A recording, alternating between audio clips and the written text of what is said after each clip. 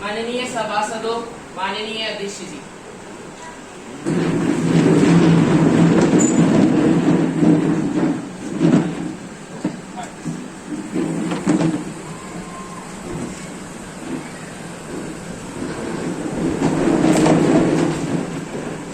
good morning to all honorable members present.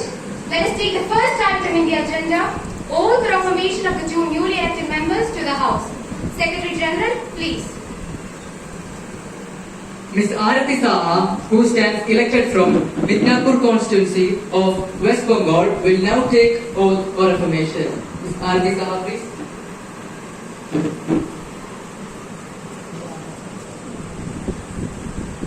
Madam, do you want to take oath for affirmation? Oath, please. मैं आरती साहा जो युवा संसद का सदस्य निर्वाचित चुनी गई हूँ, ईश्वर की शपथ लेती हूँ कि मैं विधि द्वारा स्थापित भारत के संविधान के प्रति श्रद्धा रखूंगी, देश की प्रभुता और एकता बनाए रखूंगी तथा जिस पद को मैं ग्रहण करने वाली हूँ उसका कर्तव्यों का श्रद्धापूर्वक निर्वहन करूँ।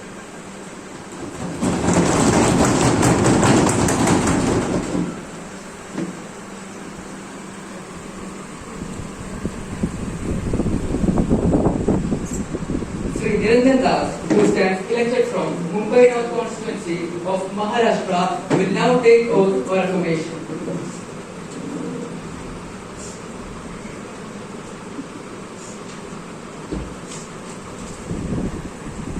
Sir, do you want to take oath for affirmation?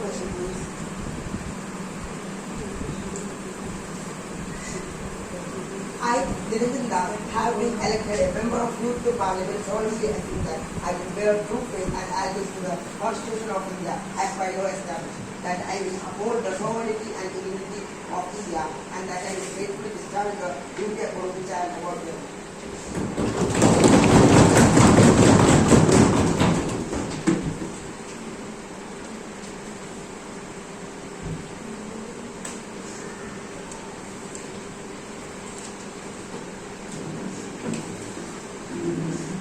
Honorable members, it is my sad duty to inform you of the sad demise of Sri Manoranjan Yadav, veteran freedom fighter, poet, and former member of this House.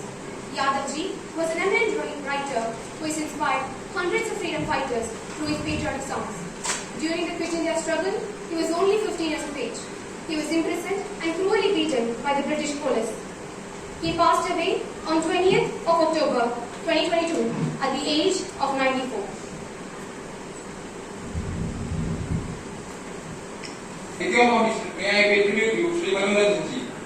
Manoranjan ji, he was a grand personality and was an inspiration to the young parliamentarians of 70s like me.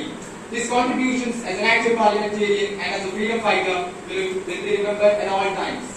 Let me extend my deep condolence to the bereaved family of Sri Manoranjan ji.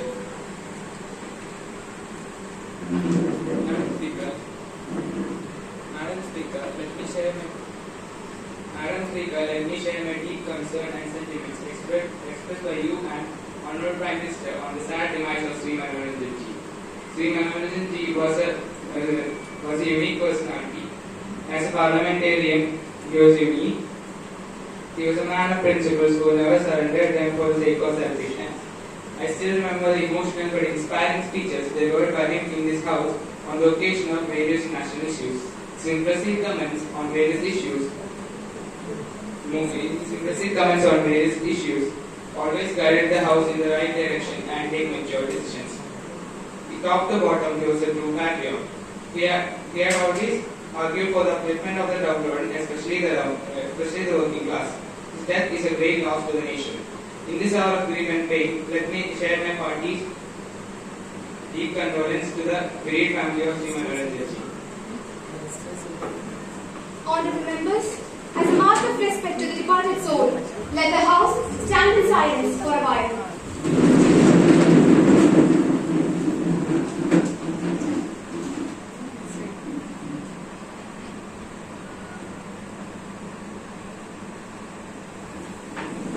Secretary General, please convey the condolence of the House to the family of the bereaved. Yes, ma'am. Next item is the introduction of the new ministers. Prime Minister, please. Madam Speaker, it's a great pleasure to introduce to you and through the House the new ministers, Srimati Urmila Saxena, Minister of State for Agriculture. Shri M.S. Ramachandran, Minister of State for Civil Supplies.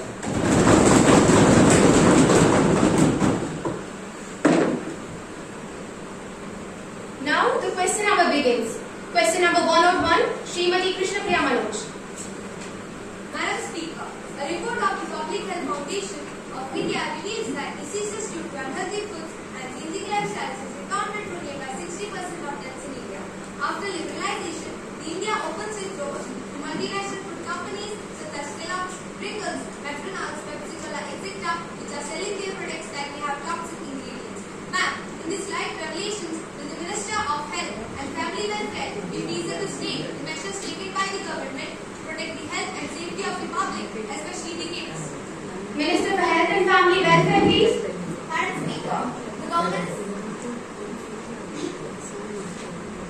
Speaker, the government is very much aware of the serious health problems posed by the packaged food items and the junk food sold in our markets. Most of the fast food contains additives, artificial flavors, and unhealthy fats. Health risks are extra calories, insulin resistance, high blood pressure, obesity, cholesterol, etc. Ma'am, government is taking strict measures when such matters are brought before its notice. When Coca-Cola was found to have pesticide residue, it was banned immediately in Parliament purposes. A recent countrywide ban on Maggi considered with the company's formal withdrawal of the product from the market. However, I would like to assure the House and food safety that the central government is committed to protect the health and safety of our people at any cost. Mr. Sanjay, please. Madam Speaker, the Honorable Minister of Health and Family Welfare stated that Maggi products are completely banned in the market. But even after complete recall of the products,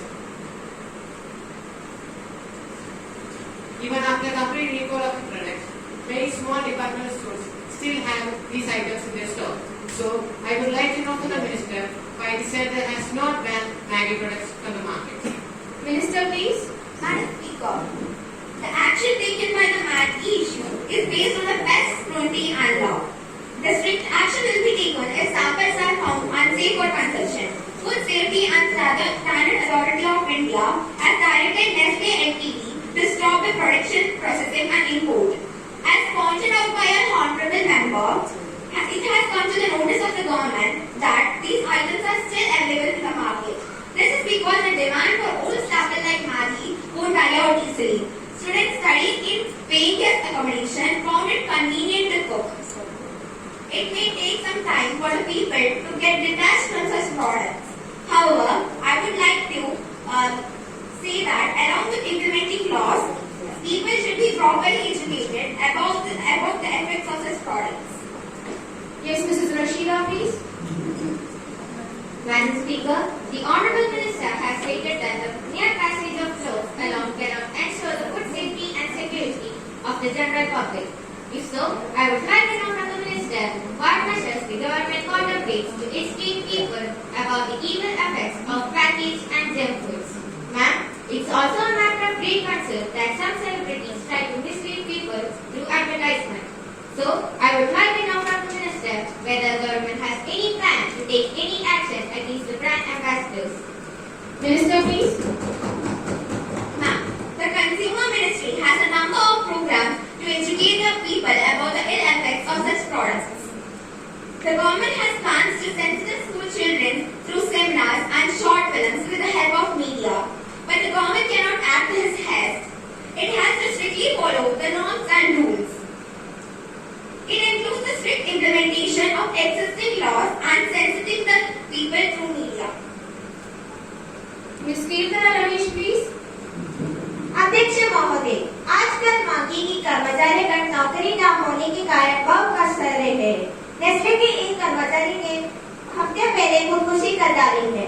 यह इस विषय का गंभीर प्रदर्शन है। मांगी और मांगी से संबंधित अन्य उत्पादों पर सरकार का ध्यान चाहती है, लेकिन ज्यादा कर्मचारियों को ऊपर बताया जैसे कचरे की देख लेने से पहले उन कर्म क्षेत्र ढूंढ निकलने की हमारा गलत है ना। इसलिए मैं सहदीय जानना चाहती हूँ कि क्या सरकार इन कर्मचारियों को पुनर्वास की कोई योजना बन रही है या नहीं। Minister please. माननीय अध्यक्ष महोदय, मैं ये बताना चाहती हूँ कि मैगी के उत्पादों पर पूरी तरह से कहीं भी रोका नहीं लगाया है। कुछ राज्यों में 1 महीने के लिए रोका लगाया है तो कुछ राज्यों में 3 महीनों के लिए। जब नेस्ले कंपनी अपनी उत्पादों की सुरक्षा के मानदंड निश्चित करेगी तब बाजार में फिर से आ सकते हैं। यदि मैगी अपनी जांच में खरा उतरे तो मैगी के उत्पादन और वितरण फिर से शुरू कर सकते हैं। इसलिए मेरे ख्याल से मैगी उत्पादों की अत्याई रोक पर कर्मचारी प्रभावित नहीं है। Next question number 102 Shrimati Shrilakshmi Chauhan. Madam Speaker, the Minister for Education will be pleased to state whether the Minister is aware of few failing cases in some Kendriya Vidyalayas after the introduction of continuous comprehensive evaluation scheme. Minister of Education please. Speaker ma'am, Kendriya Vidyalaya Sangathan is a strong and efficient organization which can rise to expectation in educating the young generation of India. After the implementation of CC scheme and Right to Education Act, the standard of children has been raised than ever. And in this current year, CBSE examinations KVS stood first. However, a few students were detained and the ministry has asked report from the Sangathan in this case. Yes, Chandrika Rao please. माननीय अध्यक्ष जी, शिक्षा का अधिकार और सदन रचनात्मक मूल्यांकन द्वारा सभी बच्चे पहली कक्षा से 8वीं कक्षा तक पास हो जाते हैं, लेकिन 9वीं कक्षा में बोर्ड द्वारा निर्धारित नियमित 25% अंक उत्तीर्ण होने के लिए जरूरी है। मैं यह जानना चाहती हूँ कि क्या सरकार द्वारा बोर्ड को निर्देश दिया जाता है कि यह 25% मानदंड पहली कक्षा से 8वीं कक्षा तक हम लागू कर सकते हैं। Minister please.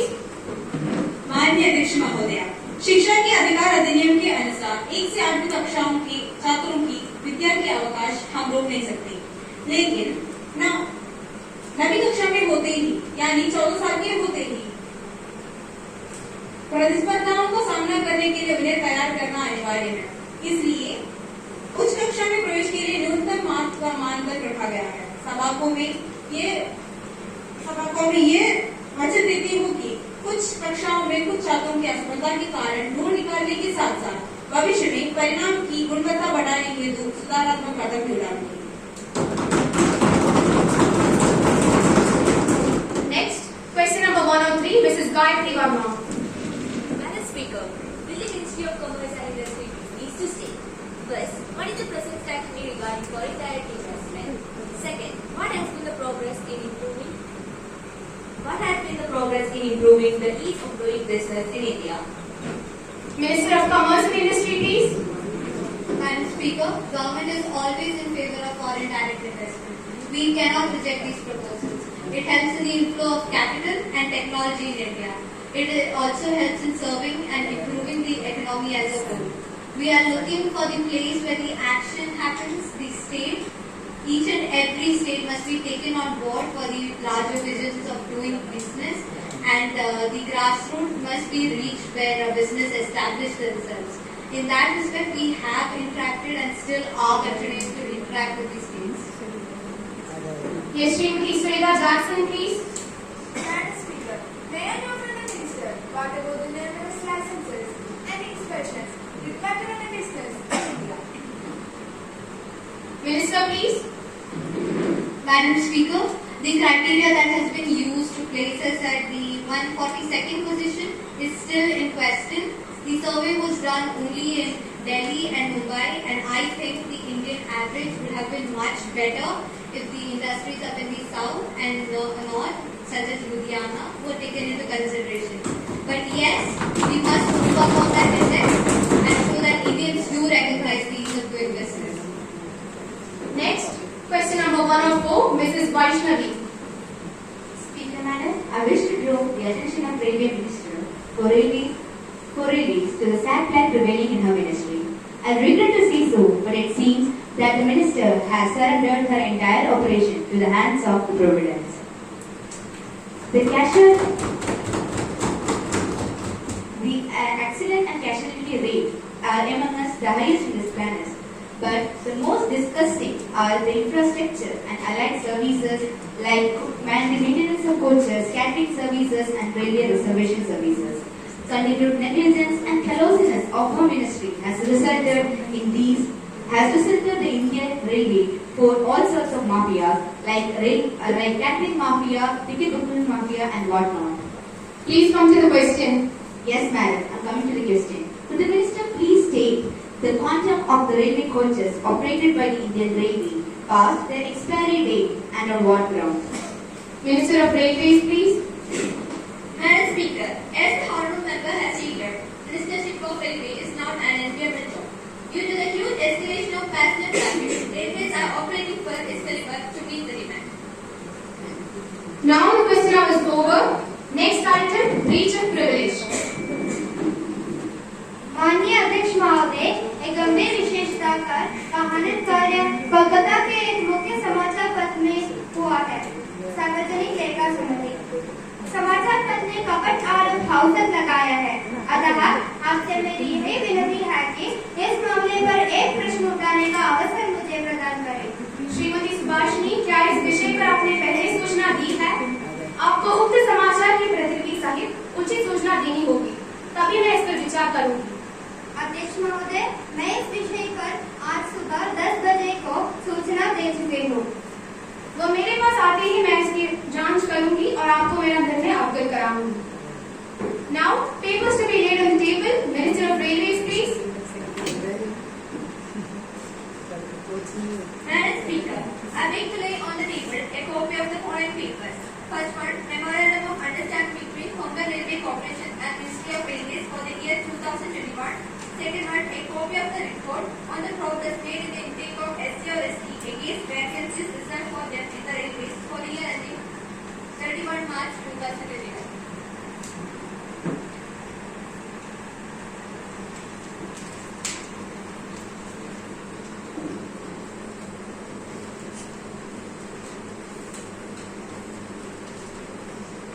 Now, we take up the calling attention motion. Mr. Shabarish, Mrs. Kartika, Suresh Prabhu and Mr. Rawat to call the attention of the Minister of Finance on the matter of continuous price rise of essential commodities. Mr. Shabarish, please. Madam Speaker, I beg to call the attention of the Finance Minister to see this issue of price inflation. The inflation rate has gone up to 6% in the past few months. The government has utterly failed to take measures against this price rise. Ever since the government started with the administrative work of prices, the price of fuel is completely unstable. Majority of the day it is increased, and when it is increased, it is increased in rupees, and when it is reduced in prices. What can common man do when they earn only 20 rupees per day? Do they get the increase?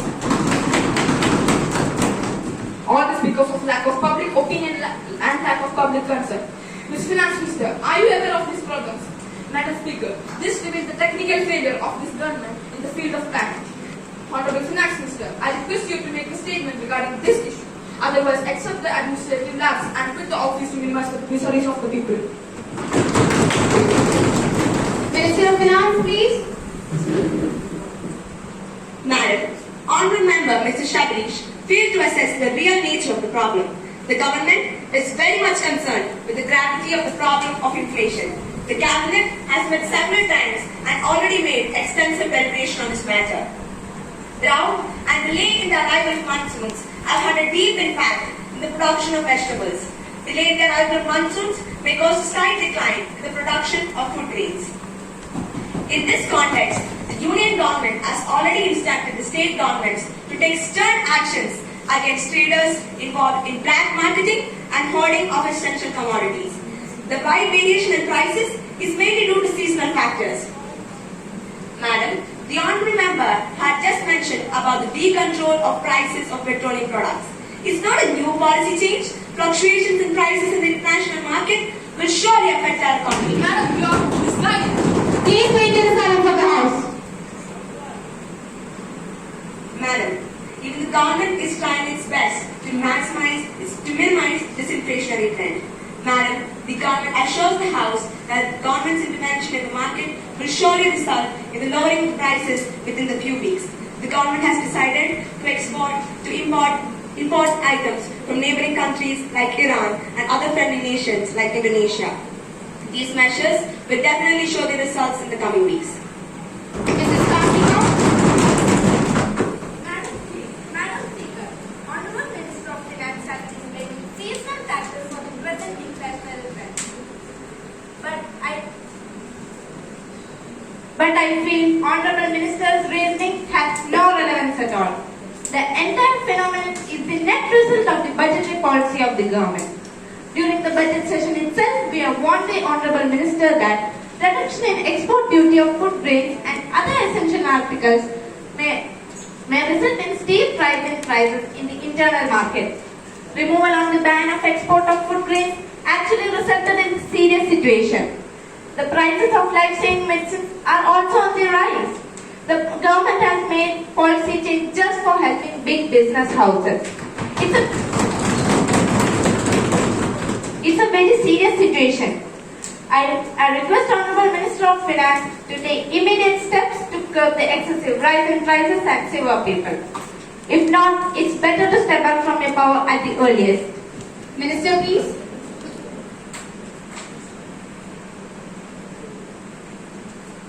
Minister, please.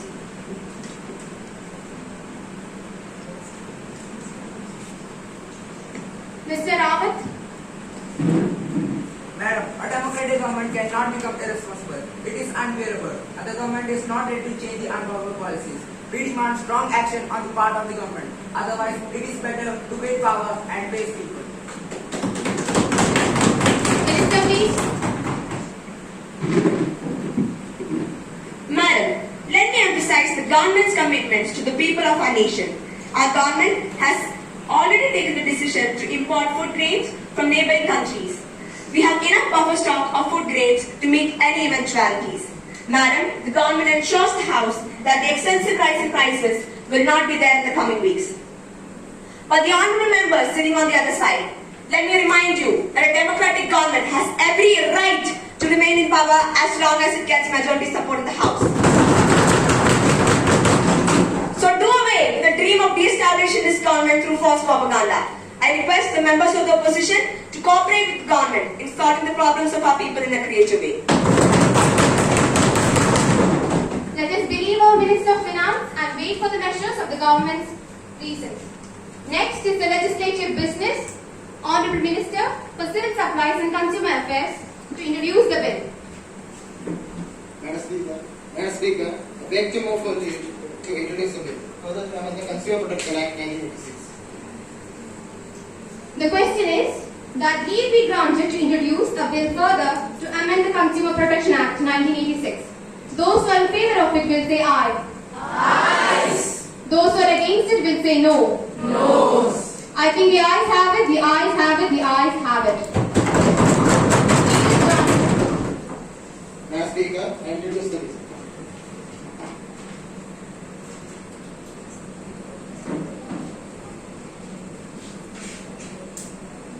Now, the House will take up consideration of Electoral Reforms Law 2022. Minister of Law and Justice, please. Madam, I beg to move that the bill to introduce certain fundamental reforms in the electoral laws of the country in order to strengthen the parliamentary institutions of the country and to ensure the sustenance of democracy in India will take the country.